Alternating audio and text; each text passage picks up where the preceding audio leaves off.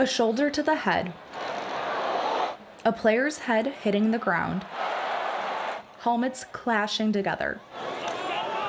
Football is a collision sport that could result in serious injuries, like concussions. But when is enough enough? When you're playing the game, you understand the risks that are involved. However, it's you're playing it because you're passionate about it. This is a game, but you're also talking about the game of life. Football isn't everything. You still have so much life to live when your football career is done. But at the same time, you understand why guys do what they do and play the game.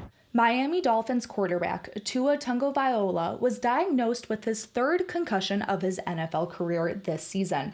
A routine play where Tua lowered his shoulder to initiate contact forced his arm into an unnatural position and triggered the injury. The hit that Tua took was, that's a hit that happens every week, every Saturday for college, every Sunday on a football game. In 2023, the NFL reported 219 concussions that were diagnosed during the NFL preseason and regular season. NFL protocol mandates that if a player is observed or reports one of the no-go symptoms, they are removed from the game and will not be allowed to return. The no-go symptoms were updated after Tua suffered a concussion against the Cincinnati Bengals in 2022. When a player is diagnosed with a concussion, they must be sidelined for at least 4 games per league rules. So, what are the steps to determine if a player has a concussion? There's a list of 10 or 12 items. The big ones are slow to get up, motionless after hit, meaning they would be unconscious.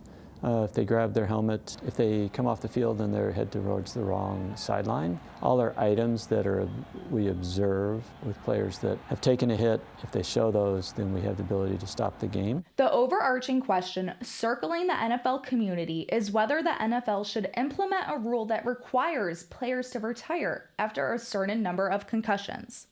Everybody recovers from concussion differently, so it's hard to put a number on concussions and sit there and say there should be a limit or not. There are things that you see with vicious hits that get people concussed, and those vicious hits are the ones that the NFL is trying to reduce on. The proper technique tackles, those are things that's unavoidable. So trying to police it all is very difficult to do. And it's also difficult to convince players who've had multiple concussions to walk away from the game. As Tua said upon his return this week, quote, "I love this game and I love it to the death of me." In Phoenix, Kayla Marinoff, Cronkite News.